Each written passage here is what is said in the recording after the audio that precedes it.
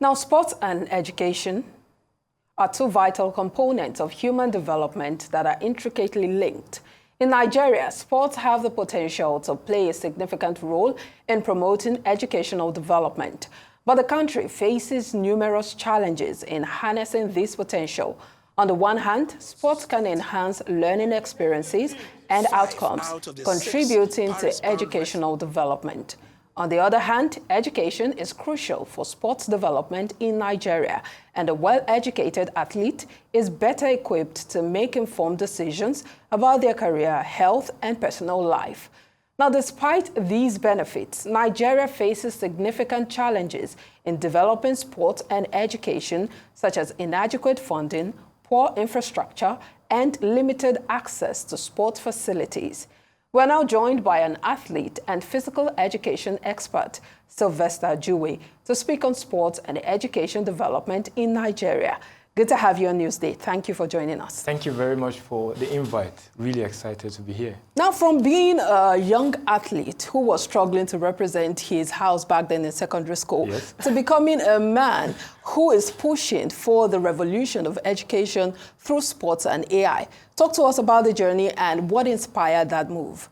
I think the greatest inspiration for my drive to revolutionize how education is being presented to kids today is my own personal experience as a child. I was a young child in Warri at the age of 6, dyslexic, and I was lost in my class of about close to 100 students. I was completely lost. I struggled. In fact, this day I still look at my result. I wonder if it's the same me, into becoming an adult, having engaged in one of the top universities in the world, and actually gained a lot of educational accolades. But I feel underpinning that is the resilience I got from sports, the ability to work with people, that's the determination and the discipline all are rooted in my journey across sports, moving through the ages. I feel that is critical to my success. Well, we know now that you have a platform, you know, EDA. Yeah. I think with your company, Yes. Edatech, Yes. you have to make the distinction Yeah. for us. You know, I want you to tell us a bit more about that and what you've been able to achieve with it so far. In fact, Edatech is the name of the company, and we've got this product, EDA, that kind of, its core purpose is to personalize education, to provide education that meets the need of every individual child at their own level and at their own pace. So every single thing is personalized. So at the core is the machine learns the child over time and structures their education, how they learn, when they learn, and every single thing about their learning is on the platform. That's the core idea behind EDAT. Now, So go ahead. So we've got kind of like a chatbot that takes the child's aspiration, that's what they want to be in the future, and their interests. So when they want to build a learning concept, they draw on the child's interest, align it with their lifetime aspiration, and teach them any given educational topic. In terms of success, we're still very in our early stages in Nigeria. We're getting into the market, getting to understand the market, but elsewhere it has shown the capability to drive educational standards. Interesting. I know that you're driving or pushing for the improvement or revolutionizing education through sports and AI. And I know that these two areas were still struggling as a nation in these two areas. Yes. For instance, let's start with AI, artificial intelligence. Yes. I know that Nigeria, from the statistics, Nigeria ranks 138th globally. And this was in 2021 and 20th in the region when it comes to, we're trailing behind South Africa, Kenya, and Ghana. And you would wonder why this is so, considering the fact that a lot of people talk about AI. It's like a buzzword on social media. And it looks like we're still very slow in adopting it. Why is this so? I think the first thing is, I try to define AI everywhere I go, because a lot of people have their different understanding of what AI means. In my own opinion, I feel artificial intelligence at its core has this thing: making machines act as though they are intelligent. So anytime you use a machine in such a way that it behaves intelligent, that, in my opinion, is artificial intelligence. Now, coming back to your question, why is Nigeria behind? There could be a number of factors. the stage of our infrastructure. But I think the bigger problem is the education. So most people will profess, oh, yeah, I'm using AI, but do they actually understand what it means to be using AI? So that's the disconnect between the perception of AI and the reality of AI. So people are talking about AI, but when you quiz them, how are you using AI? You see they are not actually using AI. So in reality, we are not, but we think we are. I think there's an important role of stakeholders to educate people on what AI really is. If not, we'll have that disconnect, as in people think they are using AI, but in reality, they are not. There's a difference between the AI technologies and digital technology in general. So we think we're using AI, but we're just using digital technologies. Okay, now some parents, are worried that sports might distract their children's attention, from their academics.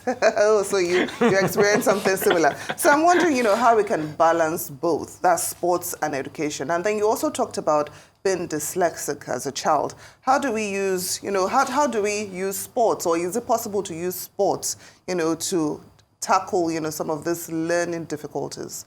I think I'll come back to dyslexia. I think sports and education are two parts of the same coin. It's all part of developing a child to become a rounded, successful individual.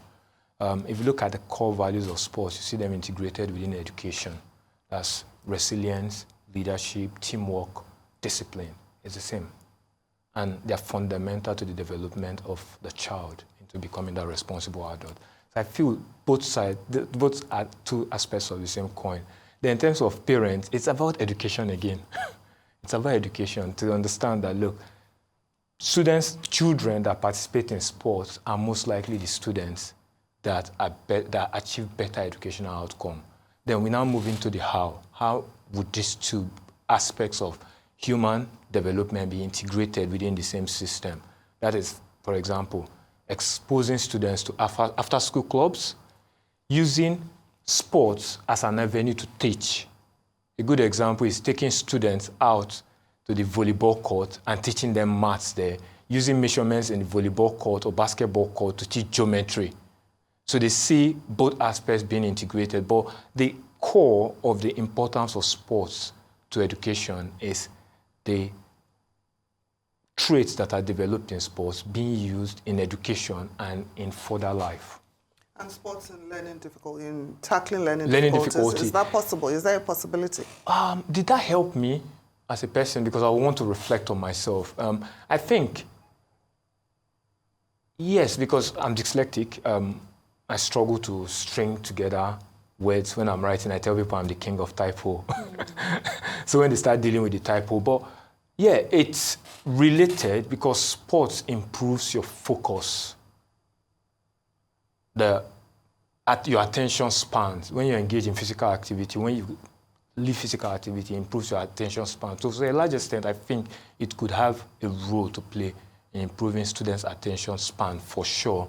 But how it directly connects to improving educational outcomes for dyslexic children is something I have to research on.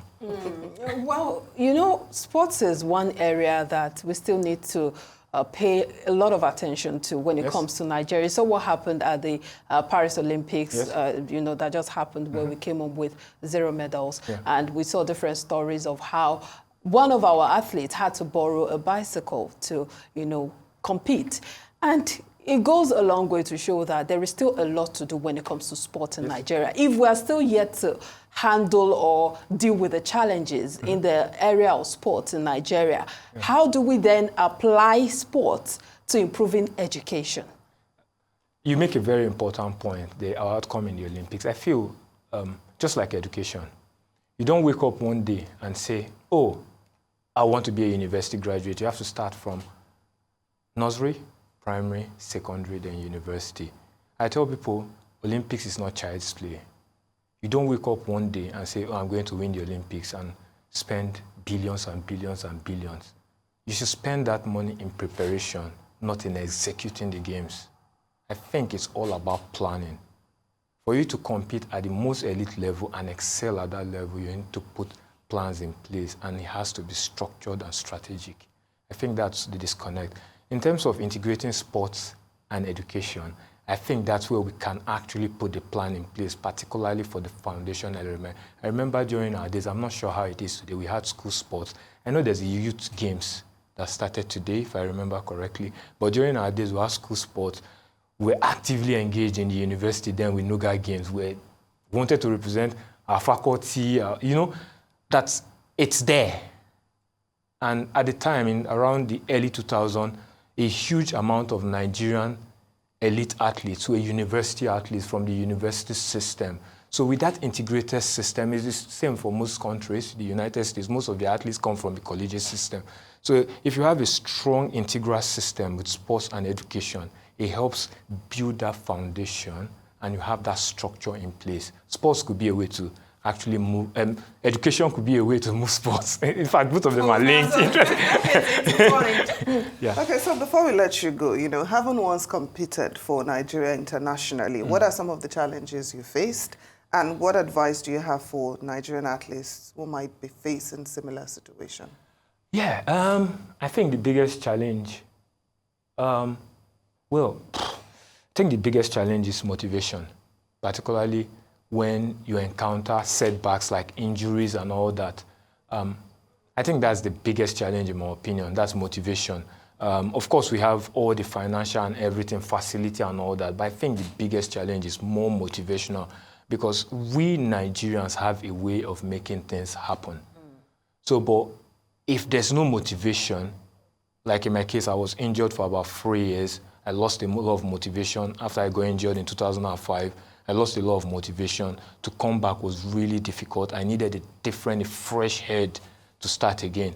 And so I feel it's that motivation. So I think athletes need to draw on enjoying the process rather than the outcome of sports. So rather than thinking, oh, I want to win the Olympics, it's about enjoying every single day you go for training, the little progress you make, making that exciting, something you would enjoy for that day. I think that would be critical.